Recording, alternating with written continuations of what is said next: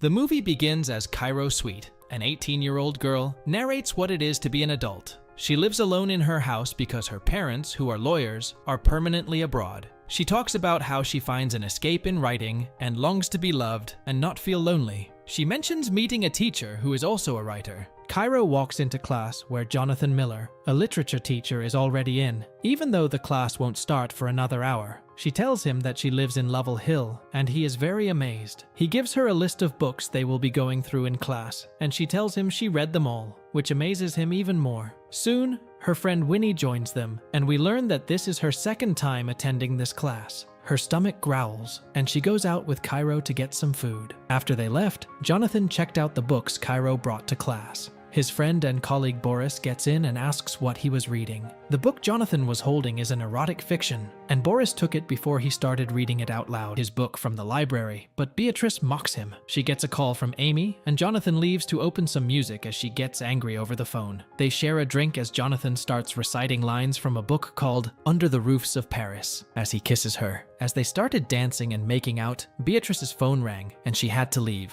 Boris complains about having a terrible weekend, as he and Jonathan are sitting on the court. They looked over to the woods, and Boris told him that there could be ghosts in there, and the plant feeds on the souls of the dead. Cairo walks out of the woods and greets them. Both of them kept asking her questions, and Boris offered her some biscuits before he left, while mocking Jonathan. Jonathan asks if she doesn't get scared walking through the woods all by herself, but she tells him she's the scariest thing in there. As Boris walks into the hallway, Winnie stops him and starts teasing him. He stops and talks to her as she tells him she wants to be in his class, and he can tutor her. Cairo watches them converse from a corner. Winnie tells her that she is seducing Boris and asks if she is jealous in a sing-song voice. Winnie and Cairo are in Cairo's house while she is smoking. Winnie asks where her parents could be at this time, and Cairo tells her even though she doesn't know how long they'll be there. Winnie asks Cairo to let her dress her up, saying she can be both smart and hot. Cairo is writing an essay to get into Yale, and she couldn't answer a question that asks what her greatest achievement is. Winnie tries to help her, but they can't find the right answer. She finally tells her to experience something worth writing about. Cairo asks her if she really is going to sleep with Boris, and Winnie tells her she wants an older man to do it with, as it will be her first time doing it. Winnie tells Cairo that Jonathan looks at her differently from all the other students, but Cairo said she couldn't believe it. In class, Cairo kept looking at Jonathan. He then asks her to see him after school. Boris is in Jonathan's class, asking about Beatrice and the book she's writing. He is invited for dinner, and Jonathan tells him to shower before he comes over. After Boris leaves his class, Jonathan opens the music and starts dancing. He finds Cairo giggling when he turns around. They sit by the couch, and Jonathan asks if she's been to the scroll sessions at Sally Bunny's, a poetry salon in a Victorian village, and tells her to go on the coming weekend. The reason why he wanted to see her was because of the story she wrote about a reluctant spider. Then he recited some lines from the story before they continued to talk about the spider. He then tells her that she is talented and offers her a jump start on the midterm. He assigned her to write a short story in the style of her favorite author. He says that it could help with her portfolio for Yale. Cairo tells Jonathan that she read his book and called it grand and tragic romantic horror. Then she quotes lines from his book. He tells her that was the first thing he wrote,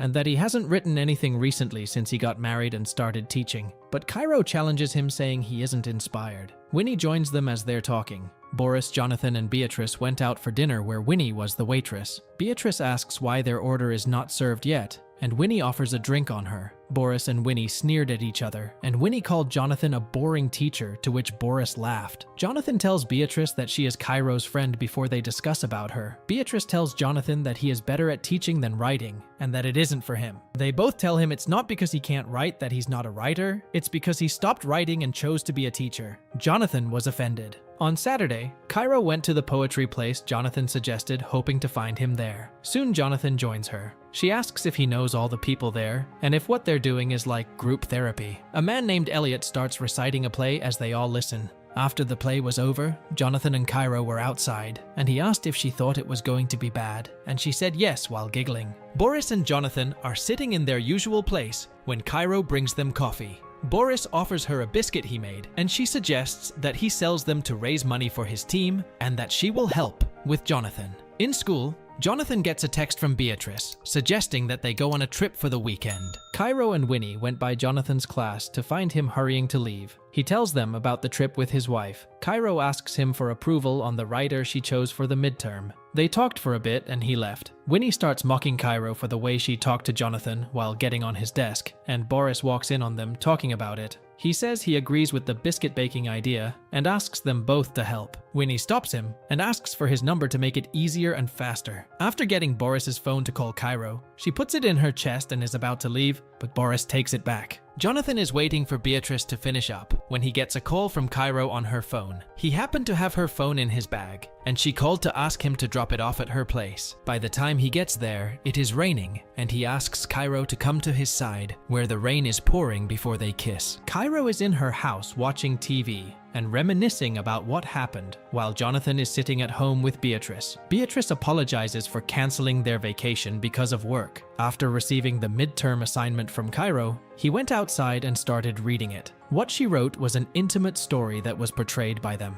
Jonathan starts to please himself while reading the story. On Monday, Cairo waited for Jonathan in his class, and he walked past her after greeting her coldly. He tells her that she needs to choose another author because her story is inappropriate. He asks her why she chose that materials, and she answers him that it's about them. She tries to explain to him that the story is appropriate in different aspects, but he tells her to write a new story with a new author. Cairo tells him to stop talking to her like a stranger and tell her what he means, so he tells her to rewrite it. And if she doesn't, he will have to fail her for the midterm. He tells her he feels foolish and calls her a child. She tells him that his writing is bad and calls him a nobody, impotent and mediocre, while crying, daring him to fail her. Cairo walks out, thinking of heartbreak, and refers to it as a car crash. Cairo went home and drank while crying with Winnie by her side. Jonathan gets home and tells Beatrice he had a bad day, to which she offers him a drink. He tells her about the conversation he had with Cairo and the story she wrote. Beatrice excitedly asks him to show her the story. After reading it, she makes Jonathan say how Cairo described him in the story. Cairo asks Winnie to distract her, and she asks her to text Boris saying she's drunk and what he is doing.